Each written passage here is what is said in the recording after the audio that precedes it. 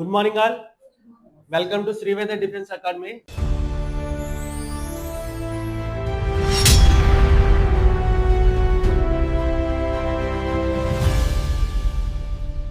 Daily current affairs లో భాగంగా మనం 16th July current affairs discuss చేసుకున్నాము. ఒకసారి చూడండి. International current affairs. ఐరోపాలో 118 ఏళ్ల సరిహద్దు వివాదాన్ని ముగింపు. So strait of Gibraltar, okay, border తనిఖీలు ఎత్తివేసిన బ్రిటన్, స్పెయిన్. ఇంపార్టెంట్. సో ఈ స్ట్రైట్ ఉంది మనకి. అప్పుడు స్ట్రైట్ ఆఫ్ మలక్కా డిస్కస్ చేసుకున్నాం కదా. సో అక్కడ బిజినెస్ ట్రేడ్ అలాగే జరుగుతుంది అలాగని చెప్పేసి. సో ఇప్పుడు మీకు మధ్యధరా సముద్రం గురించి మనం ఆల్రెడీ చెప్పుకున్నాం. సో మధ్యధరా సముద్రం ఆఫ్రికాని, ఓకే, యూరోప్ ని వేడి చేస్తూ ఉంటుంది. ఓకే, రెండింటి మధ్యలో ఉంటుంది. సో అందులో ఉన్న ఒక స్ట్రైట్ ఆఫ్ జిబ్రలాటర్ అంటారు. ఓకే, ఈ బోర్డర్ తనిఖీని ఎత్తివేసిన ఏ కంట్రీస్ చూడండి, స్పెయిన్, బ్రిటన్. ఓకే, ఒకసారి చూడండి. అంతర్జాతీయ దౌత్య రంగంలో చారిత్రక మైలురాయిగా బ్రిటన్, స్పెయిన్ మరియు యూరోపియన్ యూనియన్ కూటమి సంయుక్తంగా గిబ్రలాటర్ సరిహద్దు తనిఖీలు తొలగింపు ఒప్పందాన్ని కుదుర్చుకున్నాయి. సో యూజువల్ ఏంటంటే అక్కడ ఫ్రీ ట్రేడ్ జరగాలి అలాగని చెప్పేసి. సో అక్కడ యూజువల్ ఏంటంటే ఈ తనిఖీలు అనేవి చాలా ఇబ్బందిగా ఉన్నాయి అక్కడ ట్రేడింగ్ కి. సో వాటిని ఎత్తేసారు. ఎన్ని సంవత్సరాలు? 118 సంవత్సరాల తర్వాత. ఓకే, ఈ చారిత్రక అంతర్జాతీయ ఒప్పందం ద్వారా గిబ్రలాటర్ మరియు స్పెయిన్ దేశాల మధ్య, ఓకే, స్పెయిన్ దేశాల మధ్య పాస్పోర్ట్ రహిత సులభతర ప్రయాణానికి ఉన్న అన్ని రకాల బోర్డర్ ఆక్షన్లు ఎత్తేసారు. ఓకే, ఒకసారి చూడండి. ఇప్పుడు 14 జూలైని జరిగింది. ఐరోపా ఖండంలో సరిహద్దు దేశాల మధ్య 118 సంవత్సరాలుగా ఇది ఒక వివాదాస్పదంగా ఉంది. ఓకే, ఈ తనిఖీ జరగడం ఇవన్నీ కూడా. సో దాన్ని రీసెంట్గా ఏం చేస్తారమ్మా, క్లోజ్ చేస్తారు. ఓకే, సో చూడండి. రోజుకు 15,000 మంది కార్మికులు రాకపోకలు. సో ఆ మార్గం ద్వారా ఎంతమ్మా, 15,000 మంది ఆ పాసేజ్ లో వెళ్తున్నారు అనమాట. సో ప్రపంచంలో అత్యధిక తలసరి ఆదాయ ప్రాంతం కూడా అదే, straight of Gibraltar. Okay, south ఆంప్టన్ అలాగని చెప్పేసి బ్రిటన్ చెందిన సౌత్ ఆంప్టన్ ఒక పోర్ట్ ఉంటుంది. సో మీకు టైటానిక్ షిప్ గుర్తుంది కదా. టైటానిక్ షిప్ స్టార్ట్ అయింది సౌత్ ఆంప్టన్ నుంచి, బ్రిటన్ సౌత్ ఆంప్టన్ నుంచి స్టార్ట్ అయ్యి యుఎస్ వెళ్తుంది అనమాట టైటానిక్ షిప్. సో అది కూడా ఈ ప్రాంతంలోనే ఉంది, స్ట్రైట్ ఆఫ్ గిబ్రలాటర్ ప్రాంతంలో ఉంది. ప్రతిరోజు తమ ఉద్యోగాలు మరియు వ్యాపార నిమిత్తం స్పెయిన్ నుంచి, చూడండి, స్పెయిన్ నుంచి గిబ్రలాటర్ సరిహద్దు దాటే 15,000 మంది ఐరోపా పౌరులకు ఈ నిర్ణయం గరిష్ట ఉపశమనాన్ని ఇస్తుంది. సో పోస్ట్ బ్రెగ్జిట్ ఏ దేశం యూరోపియన్ యూనియన్ నుంచి విడిపోయింది? బ్రిటన్. సో దాన్ని ఆ ప్రాసెస్ మనం ఏంటన్నా బ్రెగ్జిట్. బ్రిటన్ వచ్చేసి యూరోపియన్ యూనియన్ నుంచి విడిపోయింది, విత్డ్రా అయిపోయింది. సో దాన్ని మనం ఆల్రెడీ డిస్కస్ చేసుకున్నాం. కీర్ స్మార్టర్ ఇటీవల రాజీనామా చేశారు. సో ఆయన 2016 నుంచి బ్రెగ్జిట్ జరిగిన తర్వాత 6 పిఎంలు బ్రిటన్ కి మారారు. సో 7వ పిఎం కొత్తగా రాబోతున్నారు. ఇవన్నీ మనం డిస్కస్ చేసుకున్నాం. ఎందువల్ల ఈ బ్రెగ్జిట్ నిర్ణయం, ఈ వివాదం నుంచే మనకి ఇంగ్లాండ్, యూకేలో వచ్చేసి అనిశ్చిత నెలకొందనమాట. సో అక్కడ రాజకీయంగా ఎవరు కూడా ఒక 5 years అనేది రూల్ చేయలేకపోతున్నారు. ఓకే, సో బ్రెగ్జిట్ వివాదాల తర్వాత నిలిచిపోయే రైలు సడలింపులతో పౌరులు ఇకపై ఎటువంటి దీర్ఘకాలిక కస్టమ్స్ వేచి ఉండే సమయం, చూడండి, వెయిటింగ్ టైమ్స్ లేకుండా ప్రయాణించవచ్చు. సో వాళ్ళు డైలీ కూడా ట్రావెల్ చేస్తారు జాబ్స్ పర్పస్ లో. ప్రతిరోజు వెయిటింగ్ టైం అనేది ఉంటే చాలా ఇబ్బంది అవుతుంది కాబట్టి దీన్ని ఆంక్షన్స్ తీస్తారు. ఓకే, సో చూడండి, గిబ్రలాటర్ పౌలికంగా కేవలం 40,000 జనాభా ఉన్నప్పటికీ ఈ గిబ్రలాటర్ అనేది ఆఫ్రికాలో ఒక కంట్రీ. ఓకే, జనాభా ఉన్నప్పటికీ ప్రపంచంలో అత్యధిక తలసరి ఆదాయం పెర్ క్యాపిటా కలిగిన సంపన్న ల్యాండ్ ఏరియాలో ఒకటి. ఓకే, రాజకీయంగా ఇది నేటికి బ్రిటన్ పాలనలో ఉన్న ఓవర్సీస్ భూభాగం, British overseas territory. So Britain అండర్లోనే ఉంటుంది. ఓకే, బ్రిటన్ ఓవర్సీస్ టెరిటరీ కాగా స్పెయిన్ దేశం దీనిపై తమ సార్వభౌమాధికారం కోసం దశాబ్దాలుగా పోరాడుతుంది. ఒకసారి చూడండి. సో గిబ్రలాటర్ అనేది ఇక్కడ ఉంది చూడండి, సారీ, యూరోప్ లోనే ఉంటుంది, ఇక్కడ ఉంది. ఓకే, ఇది స్ట్రైట్ ఆఫ్ గిబ్రలాటర్. మనం మ్యాప్ చూపించాను మీకు, వరల్డ్ మ్యాప్ లో చూపించాను. సో మెడిటేరియన్ సీ వచ్చేసి ఇక్కడ ఉంది. ఇది వచ్చేసి యూరోప్ అమ్మా మీకు. ఇది యూరోప్. ఇది వచ్చేసి ఏంటి, మొరాకో వచ్చేసి ఆఫ్రికన్ కాంటినెంట్ లో. మొరాకో వచ్చేసి ఆఫ్రికన్ కాంటినెంట్ లో కంట్రీ. ఈ రెండింటిని కూడా విడదీస్తుంది స్ట్రైట్ ఆఫ్ గిబ్రలాటర్. సో ఇక్కడ గిబ్రలాటర్ ఒక దేశం ఉంది. ఇక్కడ ఇందులో 40,000 మంది జనాభా ఉన్నారు. ఓకే, సో అందులో 15,000 మెంబర్స్ అనేవి ఇక్కడ స్పెయిన్ కి ట్రావెల్ అవుతున్నారు. ఓకే, సో చూడండి, located at the iconic strait of Gibraltar linking at the west Atlantic Ocean directly to Mediterranean sea basin. So చూడండి, అట్లాంటిక్ ఓషన్ ని మధ్యధరా సముద్రాన్ని కలుపుతున్న స్ట్రైట్ ఏంటంటే strait of Gibraltar. Okay, next Europe ని Africa ఇవన్నీ మనం చెప్పుకున్నాం. నెక్స్ట్ టాపిక్ చూడండి అమ్మా, గ్లోబల్. ఓకే, రిపోర్ట్స్ లో, ఇది రిపోర్ట్స్ లో భాగంగా. ఓకే, గ్లోబల్ లయబిలిటీ ఇండెక్స్ 2026 నివాస యోగ్య నగరాల్లో ఢిల్లీకి 120 ర్యాంక్. ఓకే, మన ఇండియాకి సంబంధించి ఢిల్లీ మాత్రం ప్రపంచంలోనే ఓకే ఢిల్లీకి 120 ర్యాంక్ అంట. సో ప్రపంచంలో కొన్ని కంట్రీస్ తీసుకున్న అందులో మన ఇండియా నుంచి ఓకే మన ఇండియా నుంచి టాప్ వచ్చేసి ఢిల్లీనే. ఆ ఢిల్లీ 128th ర్యాంక్ లో ఉంది. ఏంటమ్మా ఇది? నివాస యోగ్య నగరాల్లో. ఓకే, ఒకసారి చూడండి.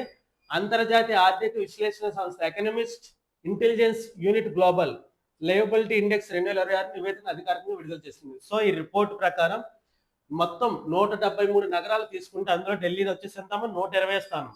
ఓకే, నెక్స్ట్ న్యూఢిల్లీ స్కోర్ వచ్చేసి 48.1 స్కోర్తో 120 స్థానంలో నిలిచి దేశంలో అత్యంత నివాసయోగ్యమైన నగరంగా నిలిచింది.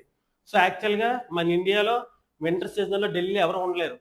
సో యాక్చువల్ చెప్పాలంటే ఈ రిపోర్ట్ ప్రకారం అయితే మన ఇండియాలో నివాసయోగ్యమైన నగరంగా చెప్పారు, కానీ మన ఇండియాలో వింటర్లో ఢిల్లీలో ఉంది. ఎందుకు? High pollution. ఢిల్లీలో చాలా పొల్యూషన్ ఉంటుంది, అవునా కదా? కానీ దానికి కాంట్రవర్సీగా చూడండి ఈ రిపోర్ట్ ఎలా ఉంది. మన ఇండియాలోనే నివాసయోగ్యమైన నగరంలో ఢిల్లీ అనేది ప్రపంచంలో 120 స్థానం, ఇండియాలో ఫస్ట్ ప్లేస్ లో ఉంది. ఓకే, నెక్స్ట్ ముంబై వచ్చేసి 121st ప్లేస్ లో ఉంది. ముంబై ఏమో 121 ప్లేస్ లో ఉంది. చెన్నై 123 ప్లేస్ లో ఉంది. బెంగళూరు 127, కోల్కతా 139. సో ఇవన్నీ మీకు ఇంపార్టెంట్ ఏం కాదు, కానీ మెయిన్ మీరు గుర్తుపెట్టుకోవాల్సింది ఈ రిపోర్ట్ ఏంటి, ఆ రిపోర్ట్ లో ఇండియా నుంచి ఏది టాప్ లో ఉంది. ఓకే, ఢిల్లీ. ఓకే, ఏ రిపోర్ట్ ఏమో global liability index. Okay, 2026. Next ఇందులో ఎవరు టాప్ లో ఉన్నారు ప్రపంచంలో? డెన్మార్క్ రాజధాని. సో డెన్మార్క్ రాజధాని కోపన్ హెగన్. సో మన డానిష్ వాళ్ళు మన ఇండియన్ రూల్ చేశారని చెప్పేసి మనం అనుకున్నాం కదా, ఆ డానిష్ అన్న డెన్మార్క్ అని ఒకటే. ఓకే, డెన్మార్క్ యొక్క క్యాపిటల్ వచ్చేసి కోపన్ హ్యాగన్. ఈ కోపన్ హ్యాగన్ ప్రపంచంలో అత్యుత్తమ నివాసయోగ్యమైన కంట్రీగా ఓకే ఉంది ఈ లిస్ట్ లో ఫస్ట్ ప్లేస్. చూడండి, రెండవ ఏడాది కూడా ఇదే ప్రథమ స్థానం దక్కించుకుంది. వరుసగా రెండవ ఏడాది కూడా ఇదే ప్రథమ స్థానం దక్కించుకుంది. ఆస్ట్రియా నెక్స్ట్ ఏంటమ్మా సెకండ్ ప్లేస్ లో వచ్చేసి ఆస్ట్రియా రాజధాని ఏంటి? వియన్నా. వియన్నా వచ్చేసి రెండో స్థానంలో ఉంది. సో గుర్తుపెట్టుకోండి. నెక్స్ట్ ఆస్ట్రేలియా నగరం మెల్బోర్న్ థర్డ్ ప్లేస్ లో ఉంది. ప్రపంచంలో థర్డ్ ఆస్ట్రేలియా నుంచి Melbourne. Okay, next Sydney fourth place లో ఉంది. ఇదంతా అవసరం లేదు. చూడండి, యుద్ధ సంక్షోభంలో సిరియా రాజధాని ఏమో డమాస్కస్. ఓకే, ఐఎస్ఐ బాగా ఒక 8 years బ్యాక్ ఐఎస్ఐ ఎక్కువగా కూడా ఈ సిరియాలో వచ్చేసి ఉన్నారు, అవునా కదా? సో ఎవరైనా ఫారినర్స్ ఉంటే వాళ్ళందరినీ కూడా ఏంటో అపహరించడం, నెక్స్ట్ వాళ్ళని చంపేయడం చేసేవారు ఈ సిరియాలో ఉన్నారు, అవునా కదా? ప్రజెంట్ అయితే మనకి ఇరాన్ కి, యుఎస్ కి, నెక్స్ట్ ఇజ్రాయెల్, లెబనాన్ ఇవంతా న్యూస్ లో ఉంది. కానీ బిఫోర్ రష్యా యుక్రెయిన్ వార్ ముందు ఈ సిరియాలో ఉన్న ఐఎస్ఐ ఓకే మిలిటెన్స్ అనేవి బాగా ఫేమస్ అయ్యారు. ఓకే, సో ఈ డమాస్కస్ ప్రపంచంలో అత్యంత నివాసయోగ్య నగరంలో చివరి స్థానంలో నిలిచింది. సో గుర్తుపెట్టుకోండి. ఓకే, నెక్స్ట్ ప్రపంచవ్యాప్తంగా సగటు జీవన స్కోర్ 76 యావరేజ్. ఓకే, 76.1 కాగా వెస్ట్ యూరోప్ వచ్చేసేమో అత్యుత్తమ ప్రదర్శన కనిపించే ప్రాంతంగా. సో చూడండి, ఆల్మోస్ట్ మీకు వెస్ట్ యూరోప్ లోనే ఈ డెన్మార్క్ కానీ ఓకే నెక్స్ట్ ఏమో ఆస్ట్రేలియా ఇవన్నీ కూడా యూరోప్ లోనే ఉన్నాయి. సో వీళ్ళ స్కోర్ ఎక్కువగా ఉంటుంది. సో వెస్ట్ యూరోప్ ప్రపంచంలో అత్యుత్తమ ప్రాంతంగా ఉంది. ఓకే, నెక్స్ట్ అండి కోపెన్ హ్యాగన్. ఓకే, డెన్మార్క్ కి క్యాపిటల్ వచ్చేసి ఏంటమ్మా కోపెన్ హ్యాగన్. ఓకే, నెక్స్ట్ కరెన్సీ వచ్చేసి డానిష్ క్రోన్. ఓకే, క్రోనర్స్ అంటాము. మనకి స్వీడిష్ లో కూడా స్వీడన్ మనకి నోబెల్ ప్రైజ్ ఉన్నాయి అనుకోండి, క్రోనర్స్ లో ఇస్తారు, క్రోన్స్ లో ఇస్తాం. అది స్వీడిష్ క్రోన్. ఓకే, ఇది డెన్మార్క్ వాళ్ళకి డానిష్ క్రోన్. ఓకే, క్రోన్ అనేది ఒక మనకి రూపీస్ ఎలా యూజ్ చేస్తున్నాం కదా, మన ఇండియన్ రూపీ, పాకిస్తాన్ రూపీ, అవునా కదా, శ్రీలంక రూపీ. సో బట్ అక్కడ అలాగనే same Danish krone, Swedish krone గుర్తుపెట్టుకోండి. మీకు నోబెల్ ప్రైజ్ అనేది లింక్ చేసుకోండి, స్వీడన్ కి ఇస్తారు, అక్కడ కరెన్సీ క్రోను, ఇక్కడ డెన్మార్క్ కరెన్సీ కూడా Danish krone. Okay, so next PM వచ్చేసి Mette Frederiksen. Okay, next Austria capital వచ్చేసి Vienna. Okay, euro currency, Austria వచ్చేసి యూరోని కరెన్సీగా యూజ్ చేస్తుంది. ఓకే, నెక్స్ట్ క్రిస్టియన్ స్టాకర్ వచ్చేసి అక్కడ హెడ్ అనమాట. నెక్స్ట్ నేషనల్ కరెంట్ అఫైర్స్ చూడండి. గ్రామీణ స్వయం ఉపాధి విప్లవం నాబార్డ్ 45th వ్యవస్థాపక దినోత్సవం సందర్భంగా ఓకే నాబార్డ్ 45th వ్యవస్థాపక సందర్భంగా గ్రామోదయం ప్రారంభం. సో నాబార్డ్ మీకు ఆల్రెడీ చెప్పడం ఏంటనేది గ్రామీణ అభివృద్ధి బ్యాంక్. నేషనల్ చూడండి, national bank for agriculture rural development NABARD. Okay, Mumbai head quarters గా ఉంటుంది. ఇది వచ్చేసి మనకి అగ్రికల్చర్ లోన్స్ ఇవ్వడం కానీ కేసీ ఇవన్నీ కూడా మనకి నాబార్డే చూసుకుంటది. ఓకే, సో అది 45 ఇయర్స్, అది స్థాపించి 45 ఇయర్స్ అనే సందర్భంగా గ్రామోదయం అనే ఒక స్కీమ్ ప్రారంభించారు. ఒక చూడండి, గ్రామోదయం. ఓకే, సో మొత్తం ఈ గ్రామోదయం ఏంటంటే మొత్తం 4,000 మంది రూరల్ సపోర్ట్ చేస్తుంది ఎంటర్ప్రీనర్స్ కి. ఒకసారి చూడండి, 2026 జూలై 13న, సో రీసెంట్ గా ఎప్పుడమ్మా 2026 జూలై 13న నాబార్డ్ యొక్క 45వ వ్యవస్థాపక దినోత్సవం శుభ సందర్భంగా అధికారికంగా ఆవిష్కరించారు. ఏంటి ఇది? గ్రామోదయం. ఇంపార్టెంట్ ఏంటమ్మా గ్రామోదయం అంటే? రూరల్ పల్లెటూరులోని కొత్త పరిశ్రమలు ప్రోత్సహించడానికి. Okay, sunrise, so villages rising. చూడండి, గ్రామీణ ప్రాంతాల్లో కొత్త పరిశ్రమలు ప్రోత్సహించడానికి. సో ఇంపార్టెంట్, గ్రామోదయం అనేది దేని గురించి? నాబార్డు 45th యానివర్సరీ సందర్భంగా గ్రామీణ ప్రాంతాల్లో కొత్త పరిశ్రమలు ప్రోత్సహించడానికి గ్రామోదయం అనే ఒక పథకాన్ని తీసుకొచ్చారు. ఓకే, చూడండి, సో గ్రామీణ ప్రాంత యువత పారిశ్రామికవేత్తలుగా ఎంటర్ప్రీనర్స్ గా మార్చడం మరియు స్థిరమైన ఉపాధి అవకాశాలు కల్పించడం దీని యొక్క ముఖ్య లక్షణం.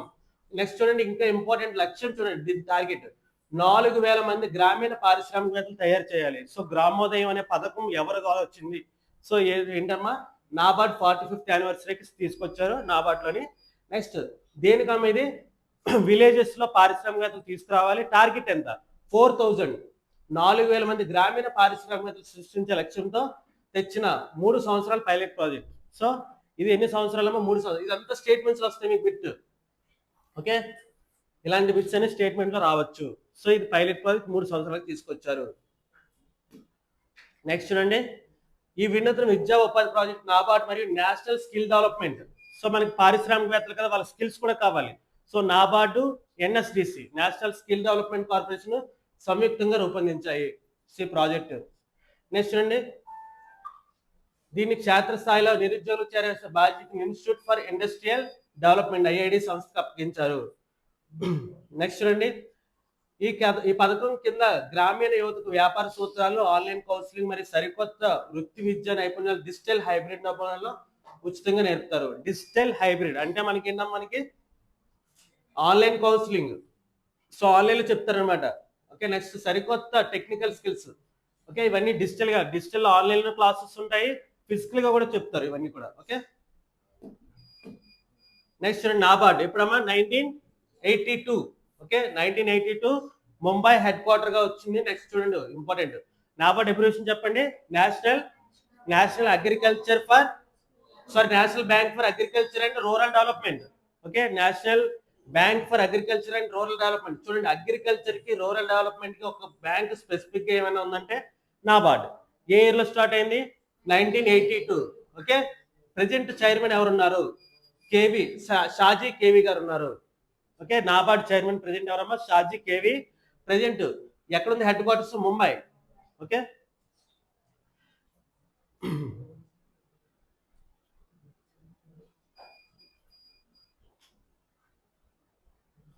నెక్స్ట్ చూడండి, నెక్స్ట్ ఎన్ఎస్డిసి చూడండి, ఎప్పుడమ్మా? National skill development corporation. ఏ ఇయర్?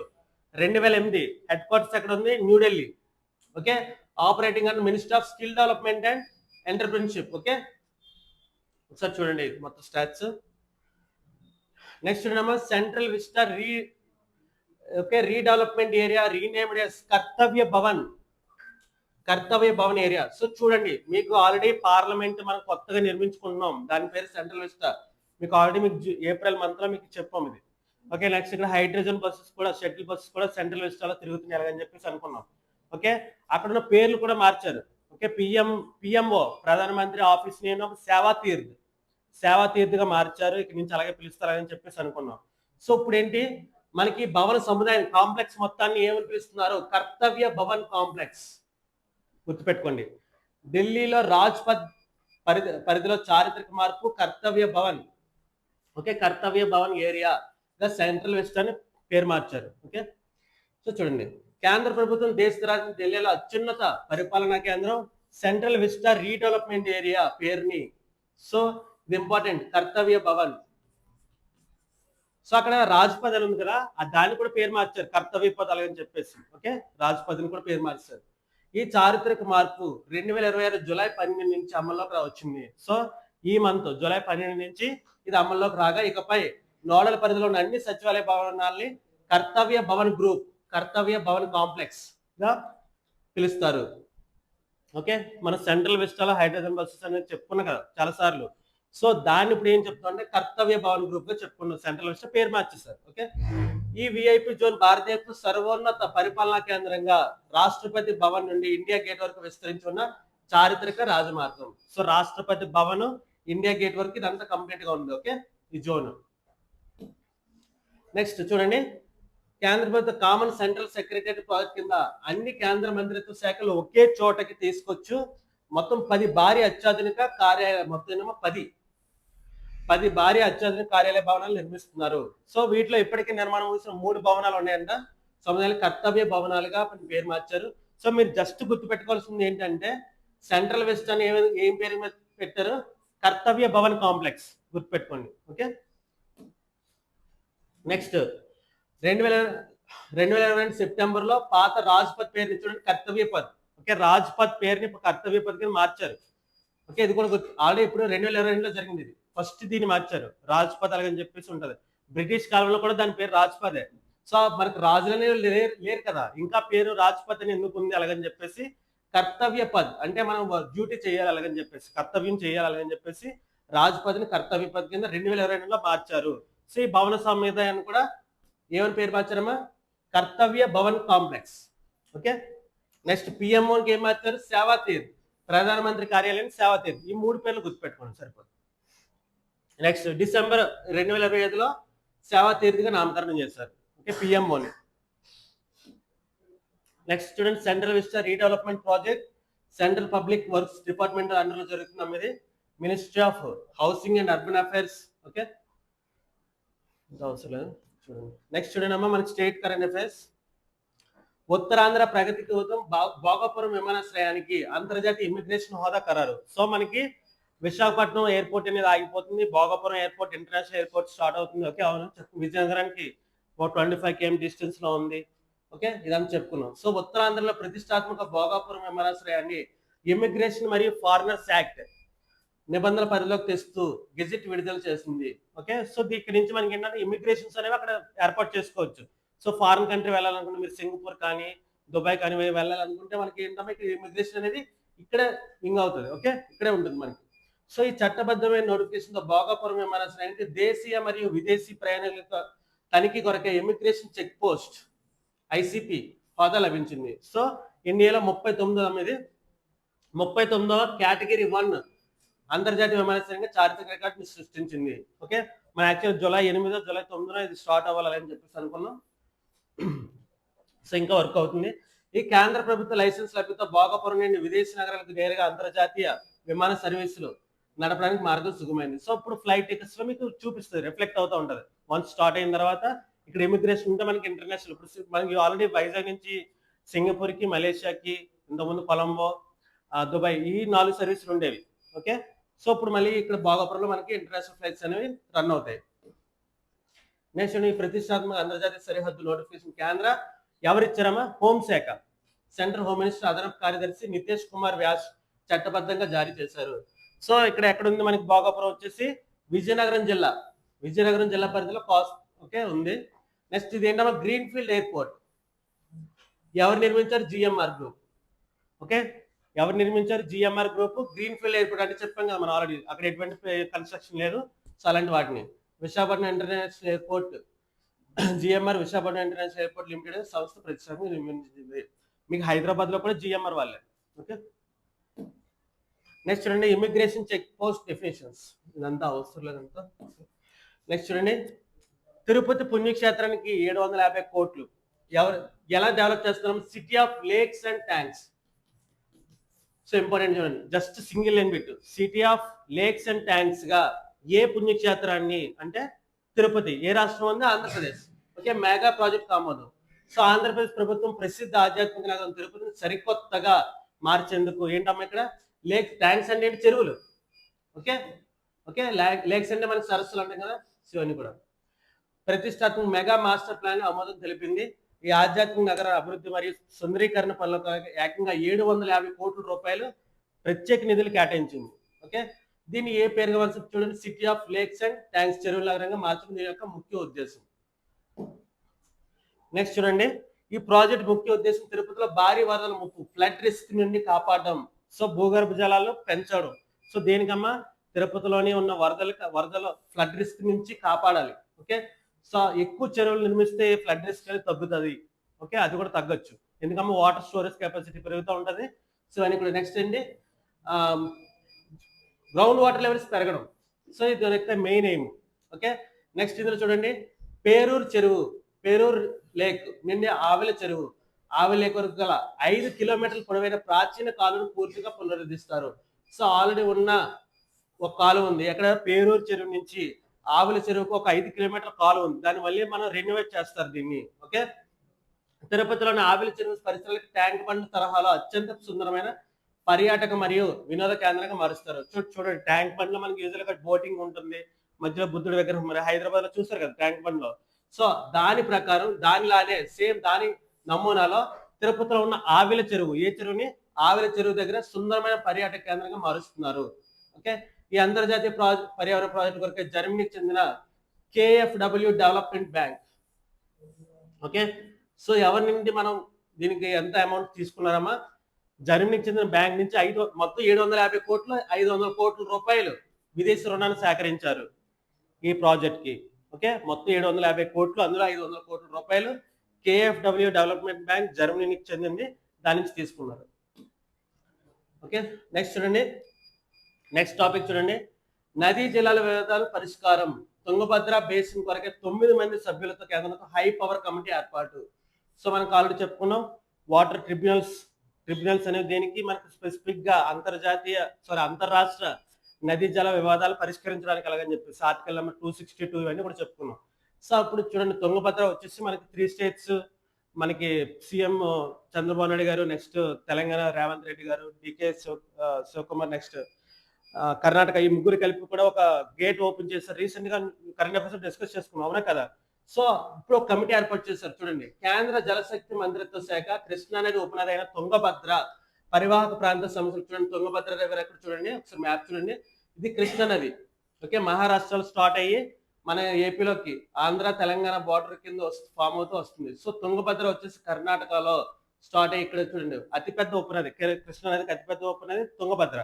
సో కర్ణాటక నుంచి మనకి ఇక్కడ ఆంధ్రాకి తెలంగాణ కూడా షేర్ చేసుకుని బార్డర్ అవుతుంది. ఓకే, సో దాని యొక్క డిస్ప్యూట్ అనేది ఉంది. ఏ రాష్ట్రాలు చూడండి, కర్ణాటక, ఆంధ్ర, తెలంగాణ, ఈ 3 రాష్ట్రాలకి డిస్ప్యూట్ ఉండే నది ఏంటి, తుంగభద్ర.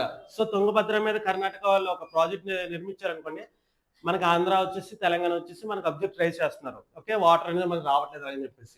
సో దాని యొక్క గొడవలు, తుంగభద్ర పరివాహక ప్రాంతం సమస్యలు అధ్యయనం కొరకే 9 మంది అగ్రశ్రేణి నిపుణులతో కూడా ఒక అత్యున్నత హై పవర్ కమిటీని ఏర్పాటు చేశారంట.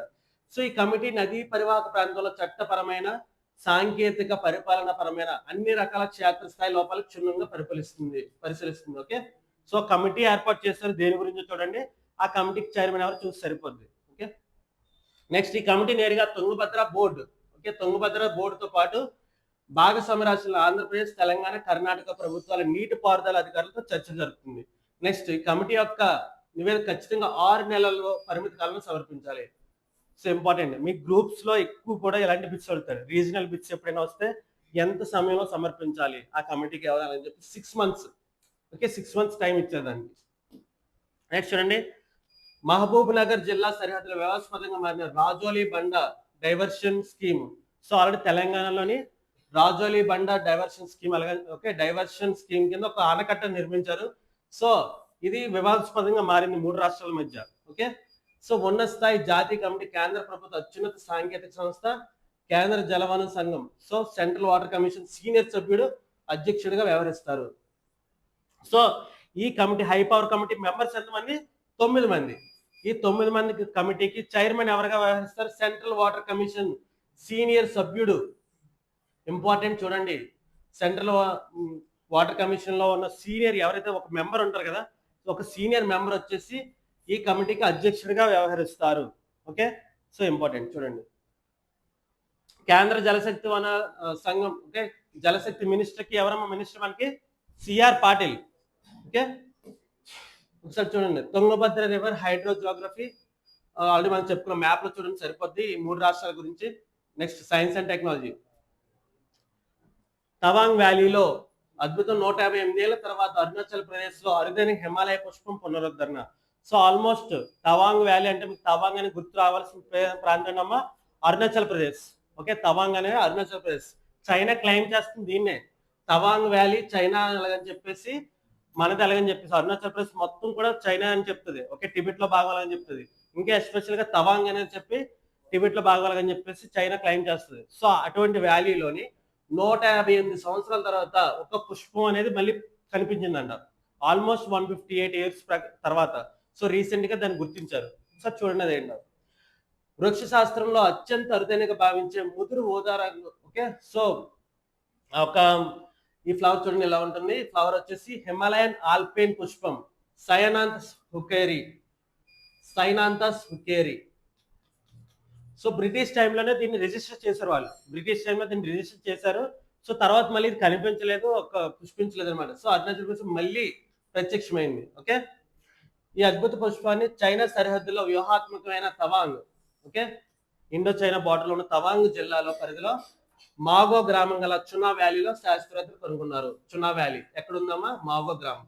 ఓకే, ఈ హరిదైన హిమాలయ వృక్షం భారత గడ్డపై 158 సంవత్సరాల తర్వాత మళ్ళీ కనిపించింది. ఎంత హైయా 3600 మీటర్స్ అంటే 3.6 కిలోమీటర్స్ హైట్ లో ఈ పుష్పం చలి ఎత్తున ఒకే కొండలపై పెరుగుతుంది. సో ఇలా ఉంటది. ఒకసారి చూడండి, 1867 లో సిక్కిం లో కనిపించిందండి ఇది. ఓకే, ఎప్పుడు రిజిస్టర్ అయింది? 1867 లో సిక్కిం లోనే కనిపించింది. సో మొట్టమొదటిసారిగా డాక్యుమెంట్ చేశారు, దాన్ని అప్పుడు రిజిస్టర్ చేశారు. The flora of British India అని చెప్పి ఒక పుస్తకం రచించారు. ఎవరమ్మా? Joseph Dalton హుకర్. సో ఈయన వచ్చేసి బ్రిటిష్ అప్పుడే బాటనిస్ట్ అనమాట, బ్రిటిష్ వృక్ష శాస్త్రవేత్త జోసెఫ్ డాల్టన్ హుకర్. ఆయన రచించిన the flora of the British India అంటే మన ఇండియాలో ఉన్న మొత్తం ఫ్లోరా ఫానా అంటారు కదా, అందరు ఫ్లోరా అంటే వచ్చేసి మొత్తం పుష్పాలు, ఈ మొక్కల గురించి అంతా ఉంటది. ఓకే, నెక్స్ట్ చూడండి, కాంప్లెన్సీ అనే ఒక ప్రత్యేక కొండ జాతి మొక్కల కుటుంబానికి చెందింది. సో ఇదంతా మనకి దానికంటే ఫస్ట్ మీరు గుర్తుపెట్టుకోవాల్సింది ఏంటంటే సైనాంతస్ హుకేరి దీని పేరు. ఓకే, ఎక్కడ? అరుణాచల్ ప్రదేశ్ లో తవాంగ్ డిస్ట్రిక్ట్ లో కనిపించింది అంతే. నెక్స్ట్ అరుణాచల్ ప్రదేశ్ క్యాపిటల్ వచ్చేసి ఏంటమ్మా? ఇటానగర్. మినిస్టర్ వచ్చేసి పెమా ఖండు. ఓకే, అరుణాచల్ ప్రదేశ్ సీఎం వచ్చేసి పెమా ఖండు. నెక్స్ట్ గవర్నర్ వచ్చేసి K T Parnaik. Okay, lieutenant general K T Parnaik. Next చూడండి, హైదరాబాద్ దేశంలో మొట్టమొదటి రేర్ ఎర్త్ మ్యాగ్నెట్ ఫ్యాక్టరీ ఏర్పాటు ఎక్కడమ్మా? హైదరాబాద్ లో. ఓకే, సో మనం ఈ రేర్ ఎర్త్ మినరల్స్ గురించి ఇవన్నీ కొంచెం డిస్కస్ చేసుకున్నాం. ఓకే, హైదరాబాద్ చెందిన పరిశ్రమ నెక్సాన్ జియోకామ్. ఇంపార్టెంట్ చూడండి అమ్మ ఇది. నెక్సాన్ జియోకామ్ సంస్థ రష్యన్ ప్రభుత్వ అణుశక్తి దిగ్గజం రోసాటామ్. ఓకే, ఈ రెండు కూడా చూడండి. రోసాటామ్ అనుబంధ ల్యాబ్ అయిన గ్రేట్ మెట్ లో చారిత్రక సాంకేతిక ఒప్పందం కుదుర్చుకుంది. దీని గురించి రేర్ ఎర్త్ మ్యాగ్నెట్ అలాగని చెప్పి ఒక ఫ్యాక్టరీ ఏర్పాటు చేస్తున్నారు. ఎక్కడ? హైదరాబాద్ లో. ఓకే, చూడండి, హైదరాబాద్ లో దేశంలో మొట్టమొదటి రేర్ ఎర్త్ మ్యాగ్నెట్ ఒక ఫ్యాక్టరీ ఏర్పాటు చేస్తున్నారు. So important. ఇందులో ఈ హైదరాబాద్ చెందిన ఎవరు? నెక్సాన్ జియోకామ్. సో మీకు బిట్ అయితే ఖచ్చితంగా ఈ ఫస్ట్ లైన్ లో మొత్తం అంతా బిట్ వచ్చే అవకాశం ఉంది మీకు. ఓకే, మీకు డైరెక్ట్ గా హైదరాబాద్ చెందిన నెక్సాన్ జియోకామ్, రష్యాకు చెందిన అణుశక్తి దిగ్గజ సంస్థ అయిన రోసాటామ్. మనకు ఆల్రెడీ మీరు చూడండి న్యూక్లియర్ రియాక్టర్స్ గురించి డిస్కస్ చేసుకున్నప్పుడు, ఓకే, ఈ రోసాటామ్ మనకి రష్యాకి వచ్చి టెక్నాలజీ ఇస్తుంది. ఓకే, వాడా సో వాడా అని చెప్పేసి మీకు రియాక్టర్స్ గురించి చెప్పినప్పుడు ఈ రోసాటామ్ మనకి ఆ టెక్నాలజీ ఇస్తుంది. ఓకే, అనుబంధ ల్యాబ్ అయిన గిరెట్మెట్ అనే చారిత్రక సాంకేతిక ఒప్పందం కుదుర్చుకుంది. ఈ మూడు కూడా ఇంపార్టెంట్, గుర్తుపెట్టుకోండి.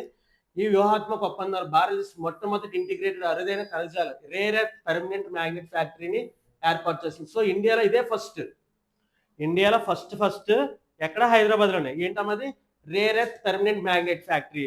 ఓకే, ఏర్పాటు అవుతుంది. సో ఎవరి సహాయంతో? రష్యా యొక్క రోసాటామ్ అనుబంధ సహాయంతో. రోసాటామ్ యొక్క ఓకే మెయిన్ బ్రాంచ్ వచ్చి ఒక బ్రాంచ్ వచ్చి గిరెట్మెట్. ఓకే, గిరెట్మెట్ అనే ఒక సంస్థ ఇండియాకి చెందిన నెక్సస్ జియోకామ్. సో ఇది కూడా ఏంటమ్మా? భూగర్భ జియోకామ్ అంటే వచ్చేసి జాగ్రఫికల్ గా ఒక సంస్థ అనమాట. ఓకే, నెక్స్ట్ చూడండి, ఈ ప్లాంట్ లో ముడి రేర్ ఎర్త్ ఆక్సైడ్ ప్రాసెసింగ్ నుంచి క్షిపణులతో వాడే శాశ్వత అయస్కాంత, so magnets, rare earth magnets rare earth magnets కి ప్రపంచంలో ఫేమస్ ఏ కంట్రీ అంటే చైనా. సో చైనా దగ్గర మ్యాగ్నెట్స్ ఉన్నాయి, రేర్ ఎర్త్ మినరల్స్ ఉన్నాయి, ఇవన్నీ ఉండడం వల్ల వాళ్ళు పవర్ఫుల్ గా ఉన్నారు. సో యుఎస్ కూడా ఇవి వాళ్ళే సప్లై చేస్తూ ఉంటారు. ఓకే, సో చూడండి 2033 ఆర్థిక సంవత్సరం నాటికి 1200 మెట్రిక్ టన్నుల గరిష్ట ఉత్పత్తి సామర్థ్యాన్ని అందుకొని ఉంది. సో 2030 టార్గెట్ పెట్టుకున్నారు. ఓకే, నెక్స్ట్ చూడండి, ఈ మెగా ప్రాజెక్ట్ నెక్సాన్ జియోకామ్ వ్యవస్థాపకుడు ప్రవీణ్ చౌదరి అధికారికంగా మీడియాకు వెల్లడించారు. సో నెక్సాన్ జియోకామ్ సంస్థ ఎక్కడ ఉంది? హైదరాబాద్ లో ఉంది. ఇది గుర్తుపెట్టుకోండి.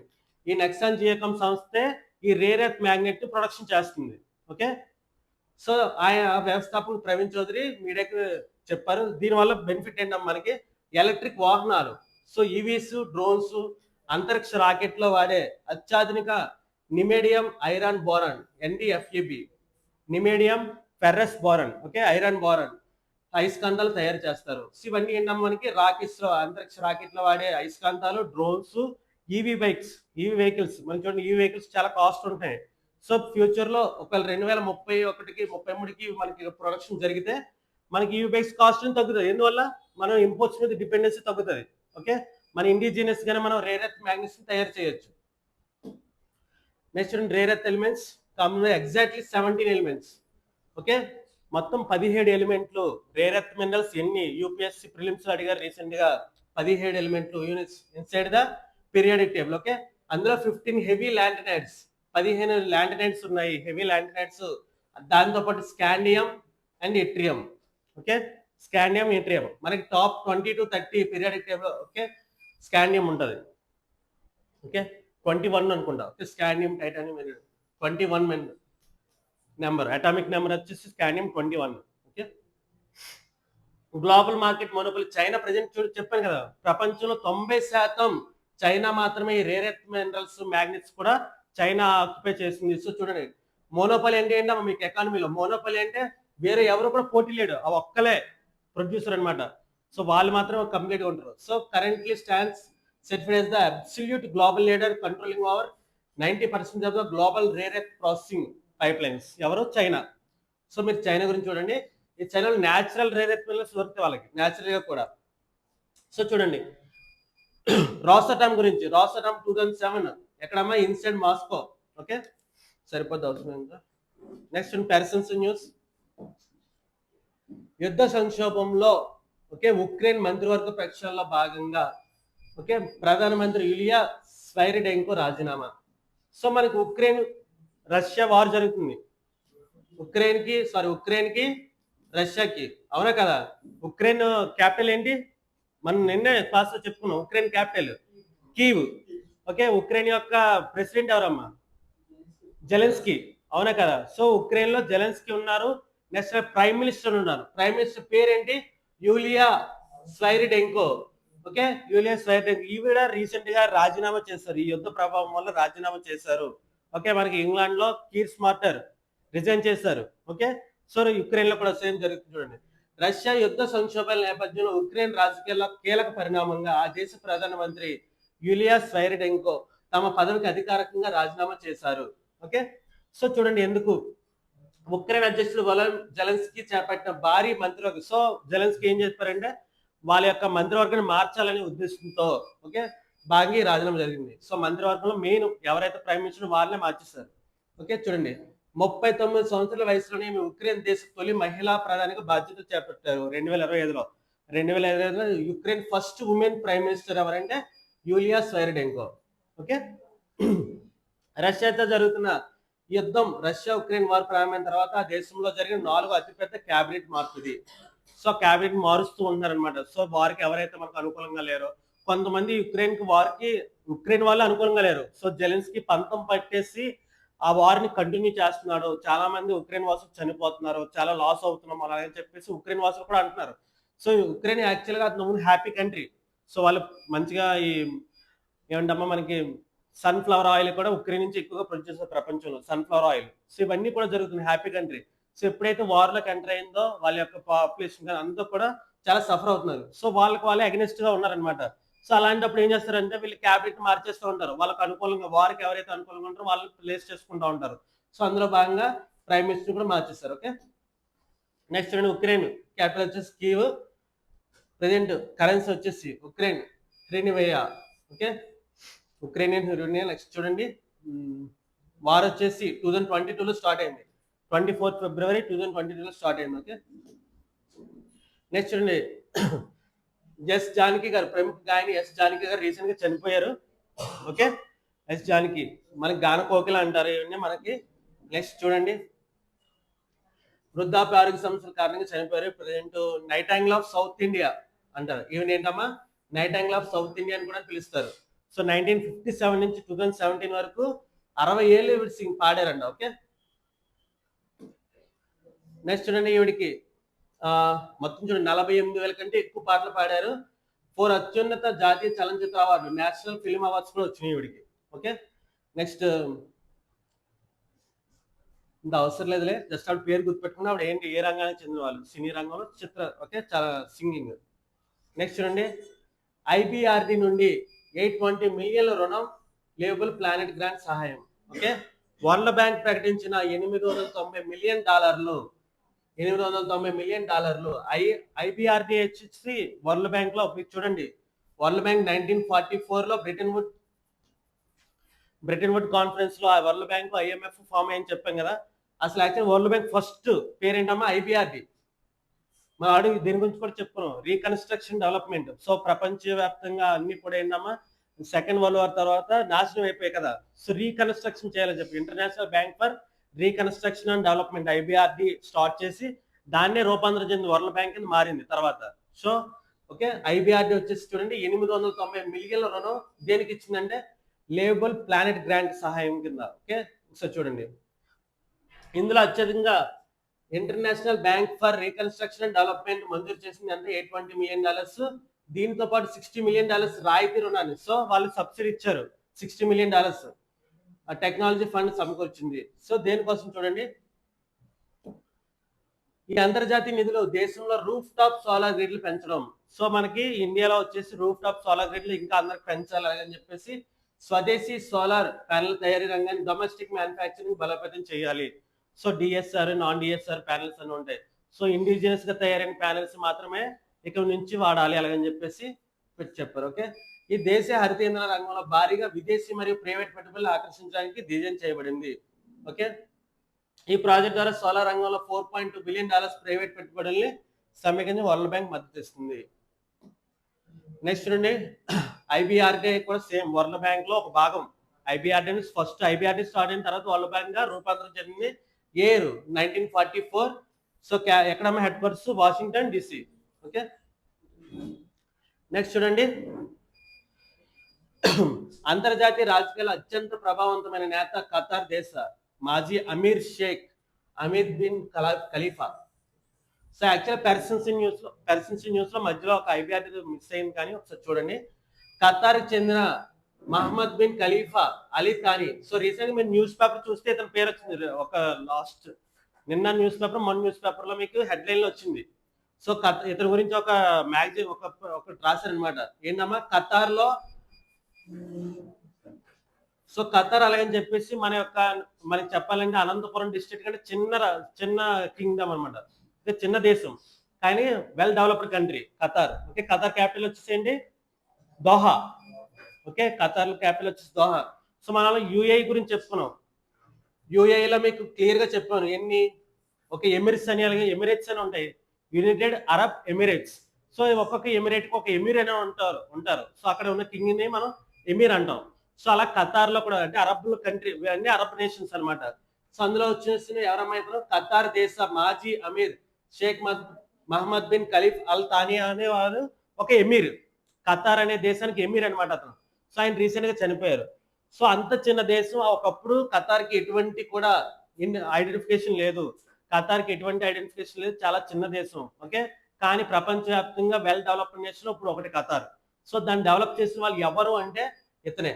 ఓకే, అమీర్ Sheikh Mohammed bin Khalifa Al Thani. ఈయన రీసెంట్ గా చనిపోయారు. ఖతార్ కి చాలా ఫేమస్, ప్రపంచవ్యాప్తంగా ఈవెన్ మోడీ గారు కూడా సంతాపం చెప్పారనమాట. ఓకే, మీకు న్యూస్ పేపర్ లో ఒక పెద్ద ఆర్టికల్ వచ్చింది దీని గురించి. సో ఖతార్ ని ఎలా మార్చారు, ఎలా ప్రోగ్రెస్ చేశారు. సో అంత ఒక చిన్న దేశం, ప్రపంచంలో చాలా చిన్న దేశం, దాన్ని అంతలాగా ఇప్పుడు అన్ని దేశాలు కూడా గుర్తుపెట్టుకున్నాం. మన ఇండియా నుంచి చాలా ఎక్కువ మంది, okay, Bahrain, Kuwait, next UAE, Saudi Arabia తర్వాత ఎక్కువగా ఖతార్లో సెటిల్ అయి ఉన్నారు. ఓకే, నెక్స్ట్ చూడండి, 2020 జూలై 12న తన 74 చనిపోయారు. So office of the ఎమీర్ of the Qatar ఇది అనౌన్స్ చేసింది. ఓకే, చూడండి, ఈయన ప్రపంచవ్యాప్తంగా ఆధునిక ఖతార్ దేశ శిల్పి, architect of the modern Qatar అని అంటారు.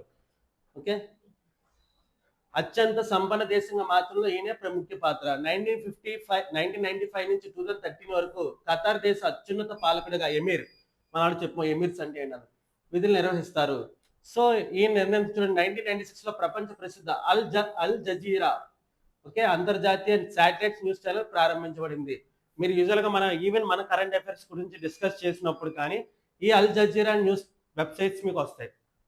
ఓకే, ఎయిర్ ఇండియా, మన ఇండియాలో అయితే air India, okay, first PIB మనకి అఫీషియల్ గా పిఐబి చూపిస్తుంది, తర్వాత air India news, air news అలాగే చూపిస్తుంది.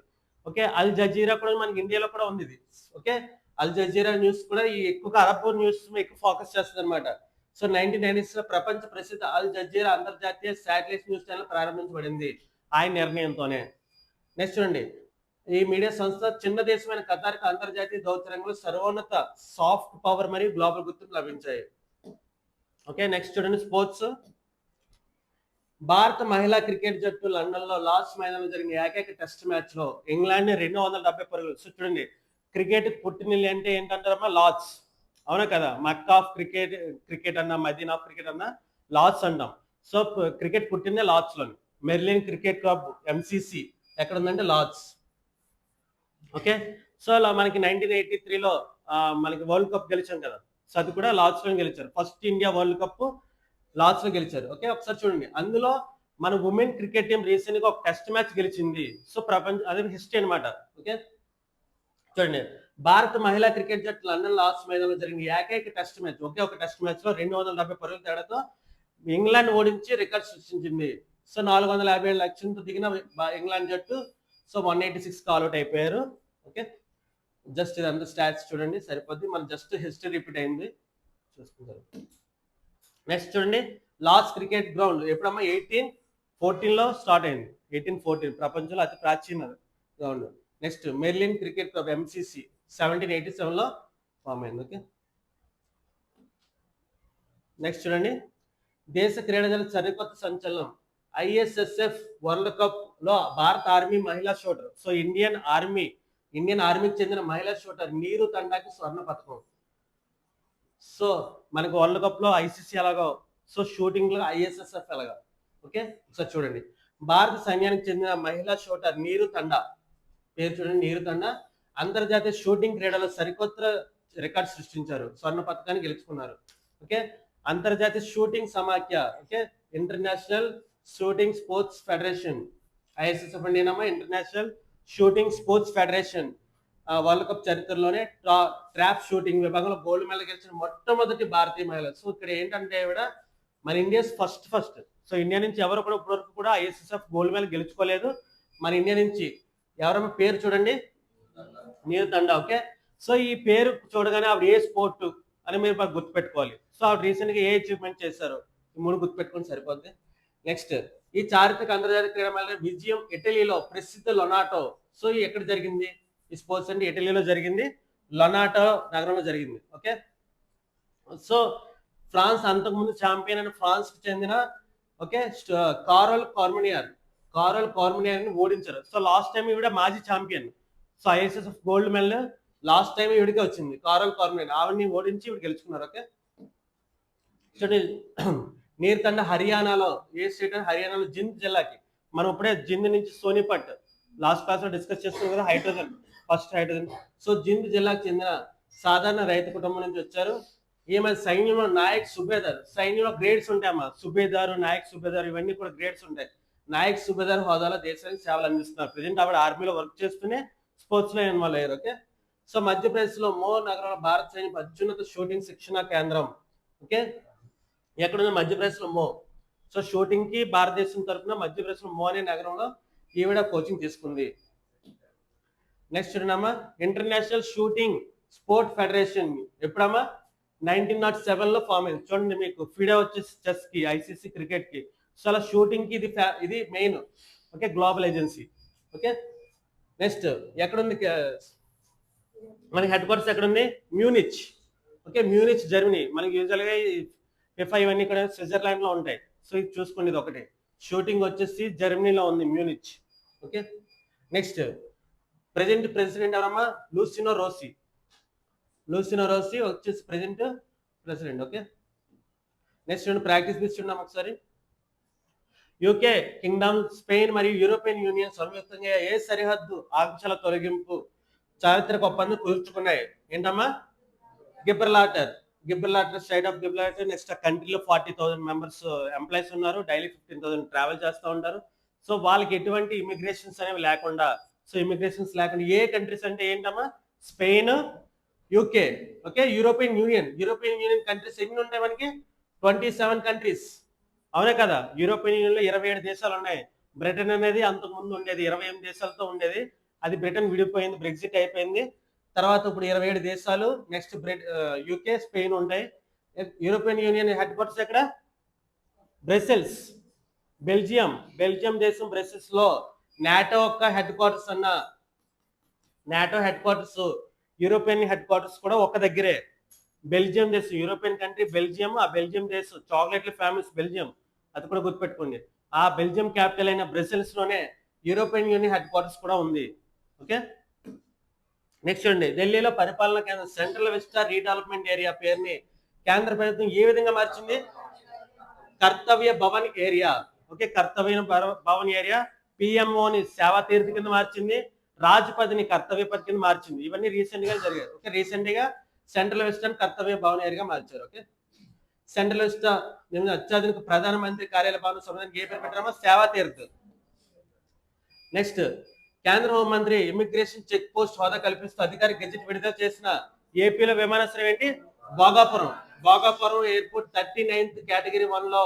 ఓకే, 39th ఎయిర్పోర్ట్ ఇండియాలో ఇమిగ్రేషన్ కి హక్కులు వచ్చింది. ఓకే, నెక్స్ట్, భారతదేశపు రూఫ్ టాప్ సోలార్ గ్రిడ్ల విస్తరణ కొరకు వరల్డ్ బ్యాంక్ అనుబంధ సంస్థ ఐబిఆర్డి ఎంత విదేశీ రుణాన్ని మంజూరు చేసిందమ్మా? $820 million. Okay, next, Andhra Pradesh, Telangana మరియు కర్ణాటక రాష్ట్రాల నదీ పరివాహక సమస్యల అధ్యయనం కొరకే కేంద్ర జలశక్తి మంత్రిత్వ శాఖ ఏ హై పవర్ కమిటీని ఏర్పాటు చేసింది? Tungabhadra high power committee. Total 9 members ఉంటారు. కేంద్ర సెంట్రల్ వాటర్ కమిషన్ యొక్క సీనియర్ మెంబర్ చైర్పర్సన్. ఈ కమిటీ చైర్పర్సన్ ఎవరంటే సెంట్రల్ వాటర్ కమిషన్ యొక్క సీనియర్ మెంబర్. ఓకే, గుర్తుపెట్టుకోండి. నెక్స్ట్, వృక్ష శాస్త్రంలో అత్యంత అరుదైనగా భావించే హిమాలయ ఆల్పైన్ పుష్పం సైనాంతస్ Hukkeri.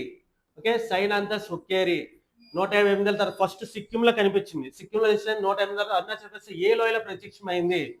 చునా valley. Okay, Chuna valley Arunachal Pradesh లో తవాంగ్ జిల్లాలో చునా వ్యాలీలో అనే గ్రామంలో ఇది ప్రత్యక్షమైంది. ఓకే, నెక్స్ట్, ఎలక్ట్రానిక్ మరియు రక్షణ రంగాలకు అత్యంత కీలకమైన దేశంలో మొట్టమొదటి రేర్ ఎర్త్ మ్యాగ్నెట్ ఫ్యాక్టరీ ఏ నగరం? హైదరాబాద్. ఓకే, హైదరాబాద్. ఒకసారి దాని గురించి, ఇది ఇంపార్టెంట్ అమ్మా, చాలా ఇంపార్టెంట్ సైన్స్ అండ్ టెక్నాలజీ సంబంధించి. ఒకసారి చూడండి బిట్. నెక్స్ట్, భారత మహిళా క్రికెట్ జట్టు ఏ అంతర్జాతీయ మైదానం ఆవిర్భావ చరిత్రలో మొట్టమొదటిసారిగా లార్డ్స్. ఓకే, లార్డ్స్ లో ఫస్ట్ టైం గెలిచింది. సో లార్డ్స్ లో ఎవరైనా ఏ టీం అయినా గెలిస్తే చాలా ప్రౌడ్ గా ఫీల్ అవుతూ ఉంటారు. ఎందుకంటే క్రికెట్ అక్కడే పుట్టింది. హోమ్ ఆఫ్ ద క్రికెట్ అంటే లార్డ్స్. ఓకే, నెక్స్ట్ చూడండి, international shooting sports federation ISSF short gun world cup క్రీడల్లో స్వర్ణ పథకం సాధించిన భారతపు సైన్య మహిళా షూటర్ నీరు తండ ఏ దేశ ఈవెంట్ లో గెలిచారు? So Italy. సో యాక్చువల్లీ ఇటలీలో జరిగింది ఇది ఐఎస్ఎస్ఎఫ్ అనేది. యాక్చువల్ దేశపు ఈవెంట్ కాదు, వరల్డ్ ఈవెంట్. ఓకే, ఇటలీలో గెలిచింది. ఈవిడ ఏ స్టేట్ అమ్మా? హర్యానా జింద్ ప్రాంతానికి సంబంధించిన వాళ్ళు అని చెప్పేసి. Okay, thank you.